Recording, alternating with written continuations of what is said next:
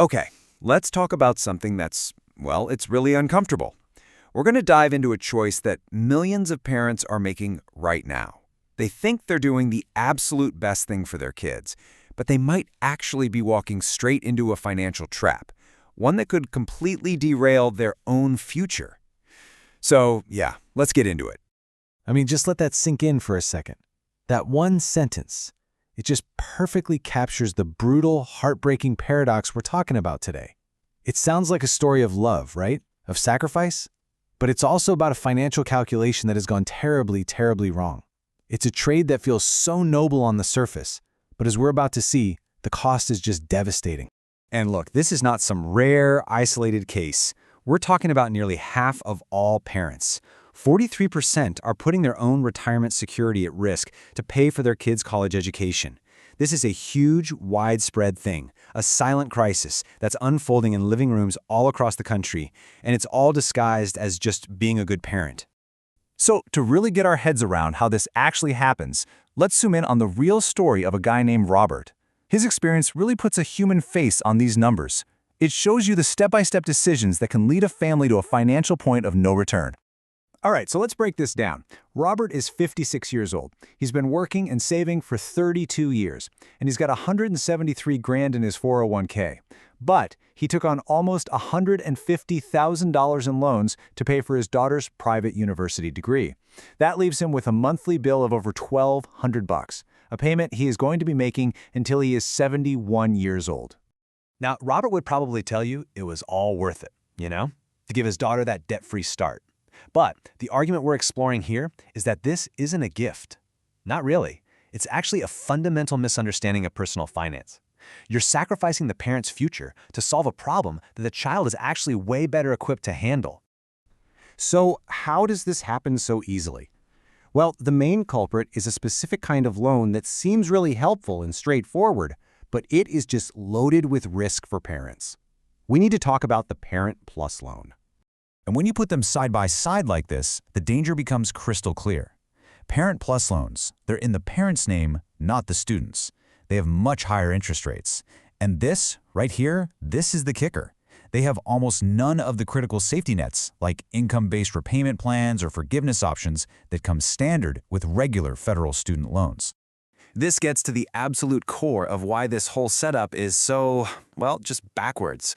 Think about it. Robert, at age 56, he's got maybe 14 peak earning years left in him, if he's lucky. His daughter, at 25, she's got 40. The system is literally designed to have the person with the shortest financial runway take on massive debt for the person with the longest. The math is completely upside down. So what is the real long-term damage of a decision like Robert's? Let's play this out. We're going to look at two parallel universes, the reality of the path he's on and the alternative path he could have taken. And the difference is just staggering. Okay, so in his current reality, those loan payments are just crippling his ability to save for retirement. By the time he's 70, his 401k will only have grown to about $343,000. And that is just, it's not enough to live on. So forget retiring at 65. He can't even retire at 70. He's trapped. He basically has to work until he physically can't anymore. But what if he'd made a different choice? What if Robert had put his own oxygen mask on first and prioritized his retirement? If he'd invested that cash instead and then invested that extra $1,200 a month, his future looks completely different. By age 70, he could have retired with over $716,000. He'd be secure. He'd have freedom. This chart just says it all, doesn't it? The single decision to take on his daughter's college debt literally cost him more than half of his potential retirement savings. That's a difference of over $370,000. He traded his financial freedom for her debt freedom. And here it is. This might be the most important takeaway of this whole thing. Look closely. In the alternative path, the daughter still wins. She takes on some manageable debt, yeah, but she's still on track to pay it off and retire wealthy. Robert, on the other hand, only wins in the alternative path. So the choice wasn't really between his success and hers. It was between one of them succeeding or both of them succeeding. So the big question is, right, if the math is so clear and so destructive, why on earth are so many parents making this exact choice? Well, the answer isn't in a spreadsheet. It's in our culture, our emotions, and a really powerful sense of parental guilt. This is the story that traps people. This is the narrative. There is this huge, unspoken societal pressure on parents to sacrifice absolutely everything for their kids' education. To admit you can't afford it feels like admitting you're a bad parent, and that's a feeling people will go to unbelievable financial lengths to avoid. And what's worse, this sacrifice is almost always done in silence. You know, Robert's daughter, she has no clue he's struggling. She just thinks he's got it covered. And this silence, it poisons everything. It prevents real honesty about money, it creates this weird, unspoken obligation, and it can cause serious resentment, especially if you bankrupt yourself for child number 1 and have nothing left for child number 2. Okay, so that's the trap. How do you get out of it? Or better yet, how do you avoid falling into it in the first place? Well, the good news is there's a clear alternative path, but it requires a big mental shift. It requires reframing what it actually means to be a good parent.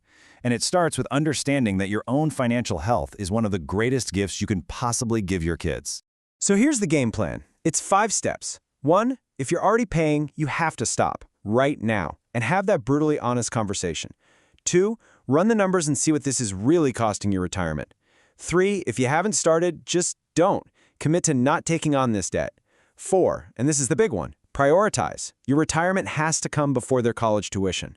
And finally, 5, reframe the whole thing. Your financial independence is the gift. That's the real legacy.